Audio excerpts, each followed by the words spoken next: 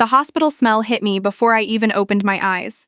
That sharp mix of antiseptic and recycled air. I knew it immediately, even before I understood where I was or how I'd gotten there. My whole body felt like it had been wrung out and left to dry in the cold.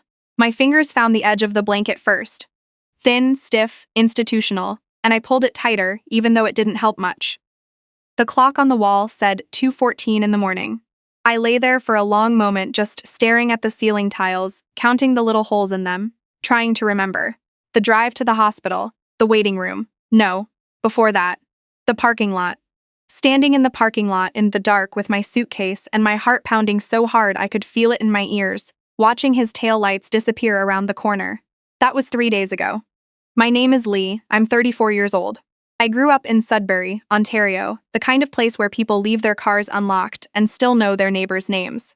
I moved to Toronto at 22 for a marketing job and told myself I'd go back someday. I never did. And for a while I was glad about that. I met Warren at a friend's wedding in Muskoka. He was the best man. I was the maid of honor. The cliché of it made me cringe later, but at the time it felt like the most natural thing in the world. This tall, warm, laughing man who kept refilling my water glass without being asked and remembered the name of my younger sister after I mentioned her exactly once. I thought, this one pays attention. This one is safe. We dated for 2 years. We got married at a vineyard in Niagara on the lake in October. I wore my grandmother's pearl earrings and cried in the bathroom beforehand in a way that had nothing to do with sadness, just the feeling of standing at the edge of something enormous and real. We bought a semi-detached in East York. We talked about kids, in the careful, circling way people talk about things that matter too much to say directly. We had a good life. I believed that. I genuinely believed that. I found out I was pregnant on a Tuesday morning in February, standing in the bathroom with the test in my hand and the tap still running. 7 weeks. I sat down on the edge of the tub and pressed both palms to my stomach and just breathed. Scared and happy at the same time, the way you feel when something real is finally arriving. I was going to tell Warren that night. I had planned the whole thing, his favorite takeout from the Thai place on Danforth, candles, the card I'd already bought that said, "You're going to be a dad." I never got to use it. What I found instead was a name I didn't recognize in his phone. He'd left it on the kitchen counter when he went to shower. I wasn't looking. I want to be clear about that. I was turning off the screen to move it out of the way of the takeout bags, and the notification was just there. Celeste. Can't stop thinking about last night. I stood very still. The shower was still running down the hall. I read it again. And then I did what I told myself I wouldn't do. I opened the thread. I read everything. Weeks of it. Dates at restaurants. I recognized the names of places Warren had told me he was at with clients, or with his friend Marcus. Photos she had sent him. Things he had said back. I put the phone down exactly where I'd found it. I moved the takeout bags. I turned off the lights on the candles I hadn't lit yet. I went and sat in the kitchen in the dark and waited for him to come out. When Warren walked into the kitchen in his towel and saw me sitting there, he knew. I watched his face change. He didn't even try the usual deflection, didn't say what's wrong or why are you sitting in the dark. He just stopped in the doorway and looked at me with something that might have been relief, actually. Like he was tired of carrying it. How long? I asked. 8 months, he said. 8 months. We'd been trying to have a baby for 6 of those. I didn't yell. I didn't throw anything. I just asked him to leave for the night. He did.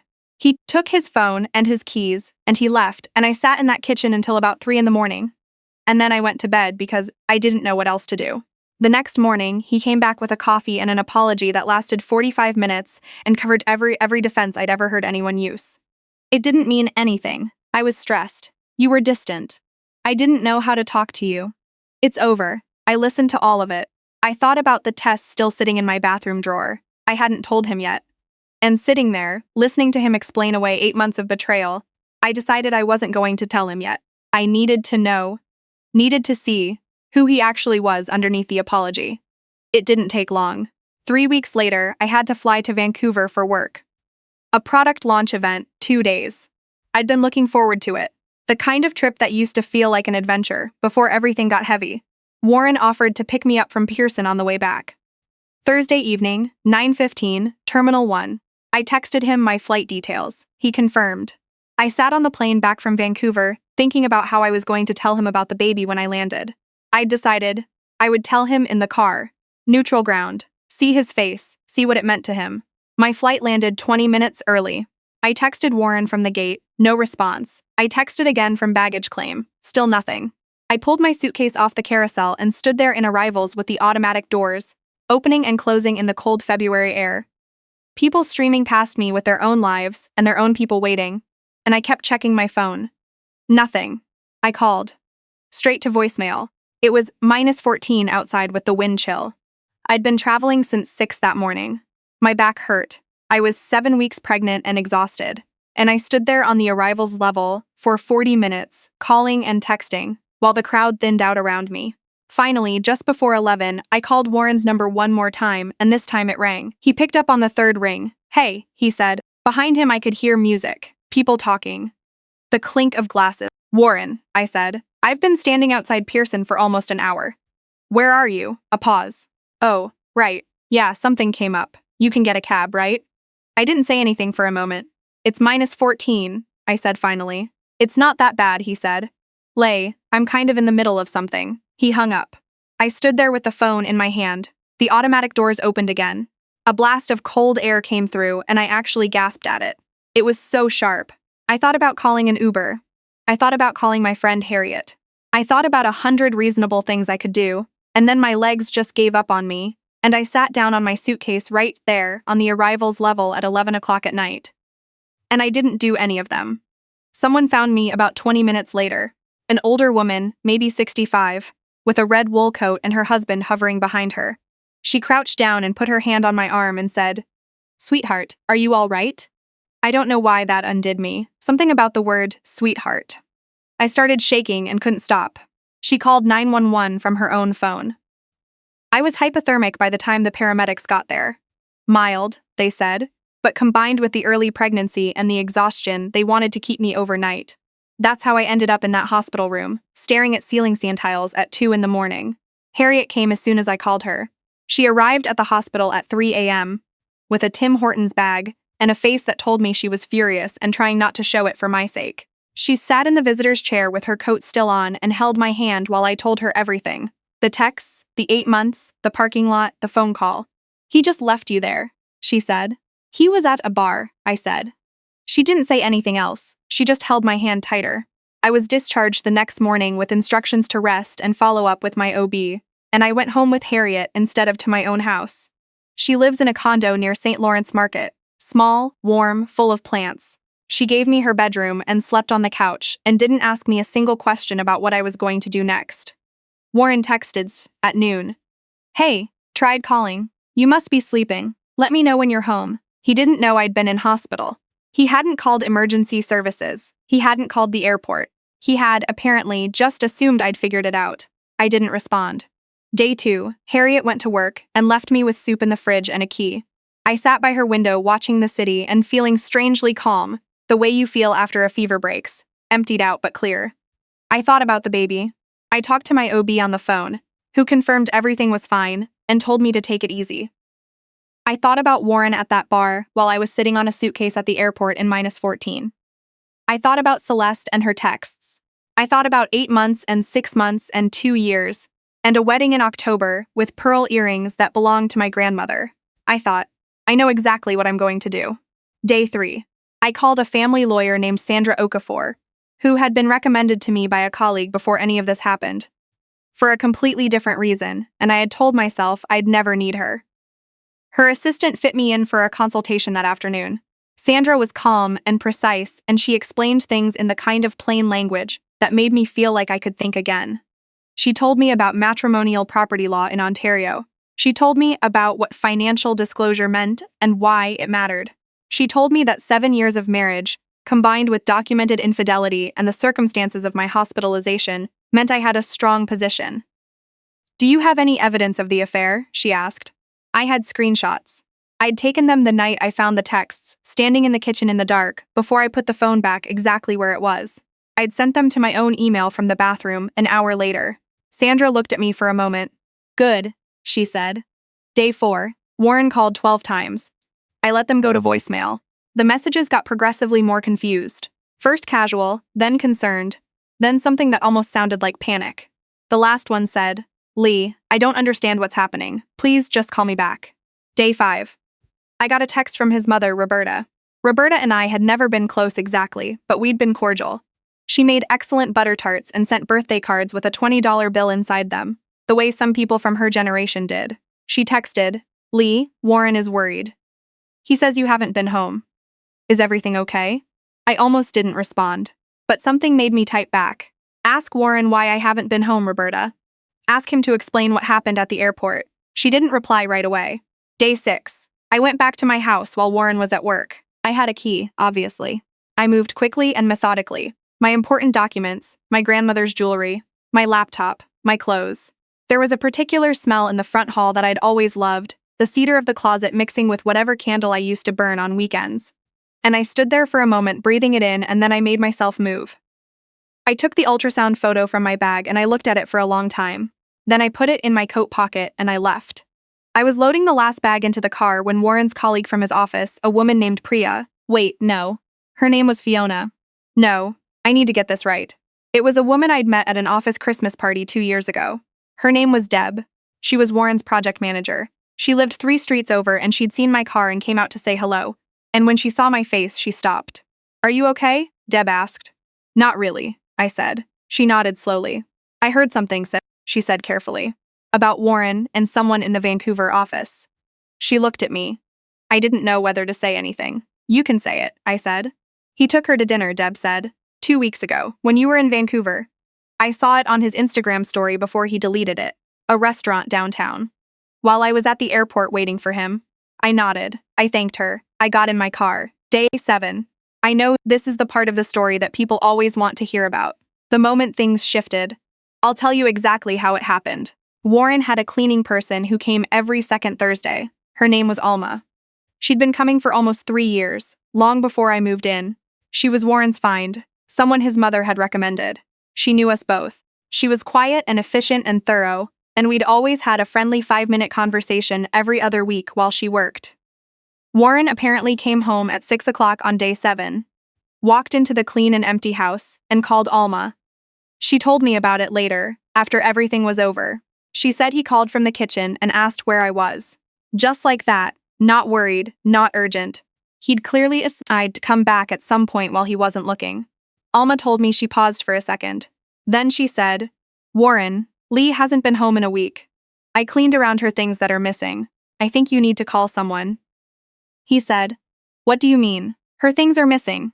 She said, "The photos from the hallway are gone. Her grandmother's ring isn't on the bathroom shelf. Her winter coats aren't in the closet." Silence. Then he said, "Did she say anything to you?" Alma said, "She didn't have to. She said she heard him sit down. Just." The sound of a chair scraping and then silence. She stayed on the line for a few seconds and then said she had to go, and she hung up. She told me later she cried a little, driving home, for what our marriage had been and what it wasn't anymore. I appreciated that about her. Warren called me that night. I let it go to voicemail like the others, but I listened to this one all the way through. His voice sounded different. Not the casual "let me know when you're home" of day 1. Not the 12 calls of day 4. This was quiet. Controlled in a way that sounded effortful. He said, "I don't know where you are. I don't know when you started planning this, or what you took, or who you talked to. I'm not saying any of this right." A long pause. "I left you at the airport. I know I did. I don't have an explanation for that. I have reasons, but they're not good enough. I know they're not." Another pause. Then, "I think I've lost you. I think I lost you a long time before I realized it." He hung up. I sat with that for a while. I won't pretend it didn't hurt. It did. Not in the way I'd expected. Not the sharp grief of discovering the texts. More like the ache of looking at a photo from a long time ago of someone you used to be. Missing not the thing itself, but the version of yourself that still believed in it.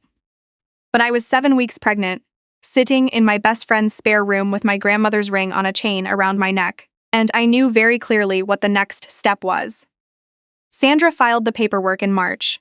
What came out in financial disclosure was worse than I'd expected, and better than I'd feared, which is a strange thing to say, but lawyers have a way of making you look at everything as information rather than injury. Warren had a good income. We both did, but there were investment accounts I hadn't known about, and some business expenses that Sandra flagged as personal purchases. A weekend in Quebec City that I was not on. Hotel bookings in her name that coincided with his client dinners. Under Ontario's Family Law Act, the matrimonial home, and the growth of assets during the marriage are split on a net family property basis. Sandra also applied for spousal support given this disparity in our earnings and the circumstances. The process took 8 months, longer than I wanted, faster than I'd feared. And, in the end, I came out with a settlement that let me put a down payment on a condo in Leslieville. Warren kept the house. He could have it. His mother called me once, just before everything was finalized. It was a short call. She said she was sorry. She said she'd known something was wrong for a long time, and hadn't said anything, and she was sorry for that too. She sounded genuinely old in a way she hadn't before. I thanked her and told her I didn't hold it against her. I meant it. I told Warren about the baby through Sandra, formally, with proper documentation. He had every right to be involved. I wasn't trying to take that from him. He responded through his own lawyer. We drew up a parenting plan. 2 people who had planned to do this together, doing it separately, with signatures and scheduled exchanges. It was not what I'd imagined. But it was honest, which was more than I could say for the marriage. My daughter was born in September. I named her June, because it sounded like the start of something warm. I want to tell you about Callum, because people always ask. He was my neighbor in Leslieville, the unit directly below mine. I met him in November, 2 months after June was born, when I knocked on his door at 11 at night to apologize for the crying. He opened the door in a flannel shirt with flour on his sleeve, which I later learned was because he stress-baked when he couldn't sleep, and he stood there while I explained about the infant upstairs, and he said, "Please don't apologize. My sister has a 4-month-old. I know what it sounds like. Are you okay?" "Not really," I said for the second time that year. "Want some banana bread?" he said. I did, actually. Callum was 38, a landscape architect, divorced, 3 years out, 1 son who spent alternate weeks with him. He was the kind of person who listened the way Warren used to, in the early days, fully, without looking at his phone. Except with Callum, it was consistent. It didn't stop. I kept waiting for it to stop. We were friends for 6 months before anything changed. He was careful about it, and so was I. June was already pulling herself up on furniture by the time we went on a first proper date. Dinner at a Portuguese place on Queen East that his son had recommended, which I thought was a very Callum thing to do. He held the door. He asked about my work. He asked about June. He didn't try to minimize anything that had happened, or tell me he would be different, or sell himself in any way. He just sat across from me and talked to me like a person. On the walk home, he said, "I know you've been through a lot. I'm not in a hurry," I said. "I appreciate that more than you know." He nodded. We walked the rest of the way in a comfortable silence that felt, honestly, like something I'd been missing for years. I think a lot about the airport. Not bitterly, or not only bitterly. I think about it the way you think about the exact moment a bridge gives way. Not the fall, but the instant before, when the structure reveals what it actually was all along. Warren left me at Pearson at 11 o'clock on a February night, in -14, and went back to his bar, and didn't think much about it. I think about what that required of him. Not malice, exactly. Just an almost total absence of the kind of attention that love is, fundamentally, made of. He had stopped seeing me. Maybe years earlier, I had just kept assuming that because he was still there, he still saw me. I don't hate him. I want to be clear about that. We have a daughter we both love, and he shows up for her, and that matters. The version of Warren who shows up for June's birthdays, and takes her to Cineplex and helps with the school supply lists, that Warren I can work with. That Warren I can respect, even. The other one, the one who was at a bar while I sat on a suitcase in an airport in February, I don't need to hate him. Life has a way of settling those accounts without any help from me. He kept the house in East York, but the house feels different when you're alone in it, apparently. He told me so, once, at a pickup. He said it matter-of-factly, not as a plea, just as a fact. "It's a lot of house," he said. "Yes," I said. "It is."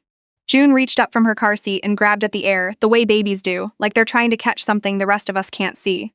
I buckled her in and said goodbye to Warren and drove back to Leslieville, where Callum was making dinner and his son was doing homework on the couch. And there were plants on the windowsill, and the heat was on. I parked the car and sat for a minute. June was already asleep, one cheek pressed against the strap, her small mouth open, completely trusting in the way that only very young children and very safe people can be. I thought, this is what I would have missed if I had stayed. I thought, this is exactly where I'm supposed to be. I unbuckled her carefully, lifted her against my chest, and carried her inside.